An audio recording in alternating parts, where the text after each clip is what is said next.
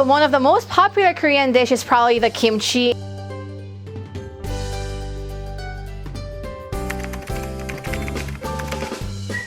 And we can never remove kimchi when we talk about Korean food. And we also have here the links about how we can make the kimchi on a very easy version. And this is a very easy recipe that we can use our soured kimchi or the fermented ones. You know, kimchi, it has a lot of health benefits. We can never really stop talking about how good the kimchi is. And once you fall in love with the flavors of kimchi, there's so many dishes that we can actually create. So for this kimchi pancake, we always have to use the fermented ones, the very soured ones. So once you make the kimchi, you can eat it as a side dish. And as time passes by, you should never throw your kimchi, because the more it ferments, the sourness comes in, the richer the lactobacilli, and that's a good kimchi that we can use for our kimchi pancake. So here I have my one big cup of my kimchi, which I've already probably fermented it for almost 2 weeks, so it's been very soured. I'm gonna be using this very good combination for my kimchi pancake, and for this I have here my 1 cup of flour, 1 cup of water. So basically the ratio for my kimchi pancake will be 1 cup kimchi, 1 cup flour, and 1 cup water. So 1, 1, 1. And as sort of just a bite of the flavor, I'm gonna be needing some bacon, but this is very optional. You can and you cannot actually add this. And if you don't have a bacon, you can actually change this to ham or sausage, whatever you want. So this is an optional ingredient. And now I have bacon at my home, so I'm gonna be using 3 cuts of my bacon and some sugar, like a tablespoon of sugar, and also baking powder. I'm gonna be needing 1/2 tablespoon of my baking powder, and just for a little bit of a crunch, I'm gonna be adding 1/2 onions later on. So now let's start cutting off my kimchi to make our kimchi pancake. So when we have this very fermented or the soured kimchi, I'm gonna be cutting it in very small slices for my pancake. But sometimes, when I use the chopping board, the sauce of the kimchi can actually stain and the smell can stay. So I rather prefer to use a scissors. So when you can get a big mixing bowl like this, I'm just gonna cut it off smallly so it doesn't really stain my chopping board as well. So let's cut it very thinly.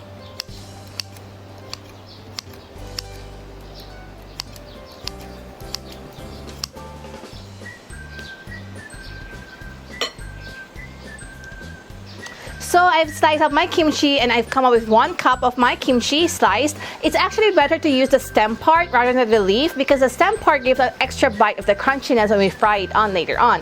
And as you probably noticed, my measurement of 1 cup is actually my just typical drinking cup at home. So don't get confused. Whatever cups you have in the house, that's a great measuring cup already itself. So I'm gonna be now putting out my 1 cup of my kimchi on my mixing bowl. More on the stem part, the better. And in this mixture, I'm gonna be cutting off my bacon and my onion. So I have here white onion. I'm gonna be just probably using a half of it. It's a little much, so it's a little big size of an onion. So a half of my onion, I'm gonna chop it very small and add it on my mixture.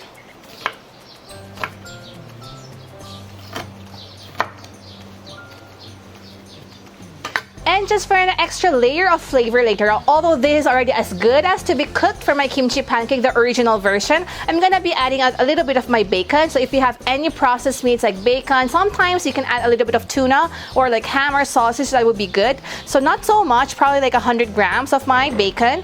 I'm gonna slice it very thinly and put it here on my mixture. Now if you're vegetarian, you can totally remove it as well. So we have here now our cup of kimchi, our small half onions chopped, and my around 100 grams or 3 slices of my bacon. I'm gonna give it a little bit of a mix, and just for an added layer of the flavor, because the kimchi has been fermented long enough, it has a rich sourness on it. I want to add a little bit of my sugar. So I have here brown sugar. I'm gonna be adding around 1/2 tablespoon of my brown sugar. So when we add sugar on our mixture, it actually makes the food, it brings out all the flavors of it. So it's really amazing. We don't have to add alternative flavorings as long as we use the sugar on the right timing with the right amount. And I have here my baking powder. I'm gonna be adding here 1/2 tablespoon as well. So probably this much of 1/2 tablespoon. And since the kimchi and the bacon is already salted enough, no need to add any more saltiness to it. And now we're gonna add in the mixture. Now sometimes when we make the kimchi pancake, the best kimchi pancake is something that's really crispy and juicy, crispy on the bite. So to get the crispy kimchi pancake, the secret to it is actually the right amount of water and our flour. We cannot make a very dense mixture, the batter of it, because the denser the batter is, it is not gonna turn out very crispy. So we need to have like a loose batter. So we're gonna use the ratio of 1:1. And do not overmix your flour and your water, because the flour has a gluten. So when you add and mix, it becomes very sticky and stretchy and soft. And we don't want that on our kimchi pancake. So I'm just gonna add a cup of my water. Now loosen up my mixture with the water. So just mix briefly. And now I'm gonna add in my cup of my flour. So when I add in my flour, don't overmix. So just probably fold it. It's okay to have like unmixed or unmelted flour on your mixture, because if I mix too much, it's not gonna be so crispy anymore. So just very briefly. So here, as long as you don't see any white part, and I did not really like mix a lot, then this is already good for frying. So the consistency of your batter must be something very loose rather than being very sticky, and don't over mix.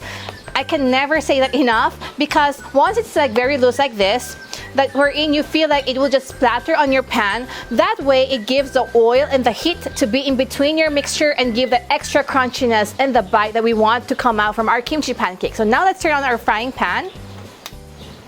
And we're gonna coat this pan. Better to use a non-stick pan. And we're gonna put some cooking oil, probably just enough to give enough cover.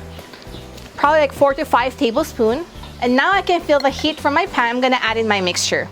So we're gonna pour in.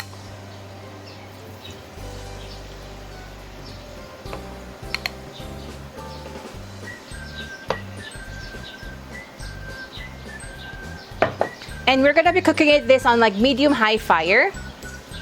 So spread the oil all around.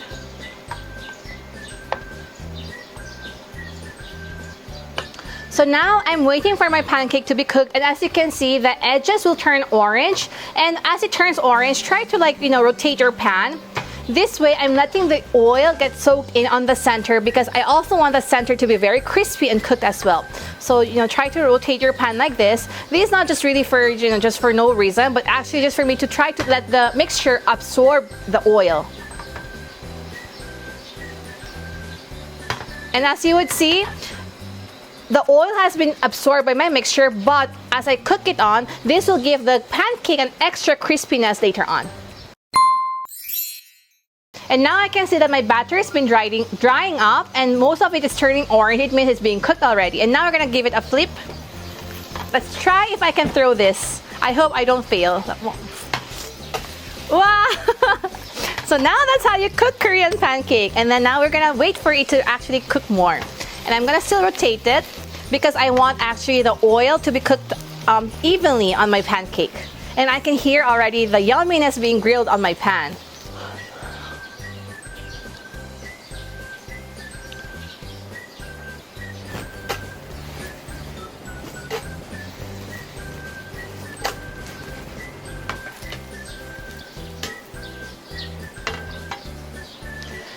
Ta-da! So here is my kimchi pancake. It's very easy, but it's a very delicacy that you can try in your home. So I hope you enjoy cooking with me, Deliciously with Ara. See you next time. Bye! So this is my favorite part. Now we're gonna try what we made. Let's give it a try. I hope you can feel the texture of it. It's very crispy and crunchy and fluffy, but not so. I cannot really explain it. You really have to try it. So don't overmix. That's the secret of here. I think you'll love my kimchi pancake.